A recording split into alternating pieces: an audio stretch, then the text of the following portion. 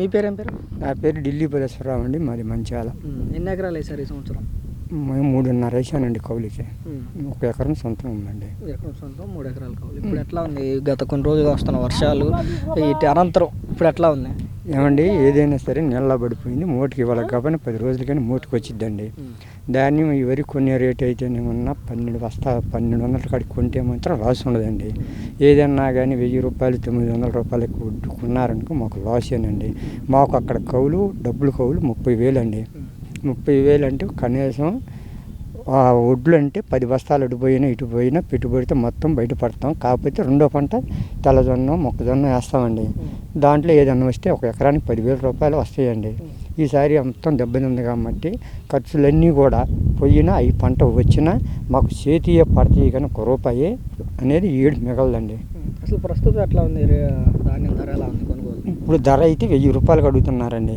మొన్న ఏమన్నా పడకముందు అయితే 1000 రూపాయలు 1100 పడకముందు అడిగారండి మిషన్ వడ్డు. ఇప్పుడు మరి పడిపోయి డ్యామేజ్లు అయిపోయినాయి కదండి. మరి రేపు ప్రభుత్వం ఎట్లా కొనిస్తే తెలియదు. మరి ప్రభుత్వం కొన్న రేటుకి ఏమన్నా వ్యాపారస్తులు కొంటారు. వ్యాపారస్తులు అడిగిన దానికి మేము అమ్మాల్సిందేను. అమ్మకపోతేనేమన్నా మరి మేము తినడానికి జరగదు. మరి ఇంకా ఉంచుకొని పోయినా మనం ఏం చేస్తామండి? అంటే ప్రభుత్వం ఒక గిట్టుబాటు ధరని నిర్ణయిస్తాం ధాన్యం పైన అంటుంది కదా, వాళ్ళన్న మాట నిజమైతే మీరు ఎంత కావాలనుకుంటారు? ఏమండి, ప్రభుత్వం అండి ఈ వరకు అయితే కుప్పలు వేసినప్పుడు 1500 కూడా కొన్నారు, 1300 కొన్నారు. మరి మే నెల వచ్చేటప్పుడు మేము కుప్పలు నూర్చుకునేటప్పటికైతే 1600 కూడా కొన్నారండి. ఇప్పుడు పచ్చి వచ్చి మీద ఎంత కొనేది అనేది అంటే మొన్న 1000-1100 అన్నారండి. సరే 1200 కూడా కొన్నా కూడా ఈ బాగోలేదని అక్కడ చూసి కూడా వ్యాపారస్తులు పడేసి వెళ్ళిపోతారండి. ఇక అవి అట్టగొట్ట ఎవరో ఒకళ్ళకి అమ్ముకోవటమే. గిట్టుబాటు రేట్ అనేది మీరు అడిగిన రేట్ అనేది అవి వంకలు పెడతారండి. మరి ఏమన్నా ఎరుపు వచ్చినాయి అంటారు, కందులు వచ్చినాయి అంటారు, పోతే బియ్యం తెల్లగలేవు అంటారు, అన్నీ లేదు నూకలు అయిపోతున్నాయి అంటారు. ఎందుకంటే ఇప్పుడు నాణ్య మాట వాస్తవమే కదండి. ఆ నాణ్యం వల్ల లేదు చేతున్న వడ్డీ అని ఇరుకుపోతాయి. ఆ నూకలు మేము ఏం చేసుకునేమండి అంటారండి. మరి అది పరిస్థితి. సరే, ఇప్పుడు వేసిన ఏదైతే మీరు వేసిన 3.5 ఎకరాల కౌలు ఉందో లేదంటే ఎకరన్నర మీ సొంతం ఉందో, మొత్తం మీద మీరు ఎంతవరకు పెట్టుబడి పెట్టారు? ఇప్పుడున్న పరిస్థితులను బట్టి ఎంతవరకు నష్టం మాకు వచ్చేటప్పుడు ఎకరానికి వచ్చేటప్పుడు పెట్టుబడి వచ్చేటప్పటికి 20,000 రూపాయలు అవుతాయండి. కూలీళ్ళు కానీ, ముందుకట్ల కానీ, పురుగు మందులు కానీ, లేకపోతే టాటర్లు నూర్పులు కానీ, లేకపోతే ఇంకొక రకంగా వదులు తిప్పుకొని కుప్పలు వేసుకొని నూర్పులు చేసుకొని అండి 20,000-25,000 గట్టిగా అవుతాయి. అందులో మేము సొంత సేకరి చేసుకుంటాం కాబట్టి అది మొత్తం లేదు జనం చార్జ్ చేపిస్తే 30,000 రూపాయలు గట్టిగా అవుతాయండి. పోతే ఒక 10 బస్తాలు ఏంటంటే మిగులుతాయి.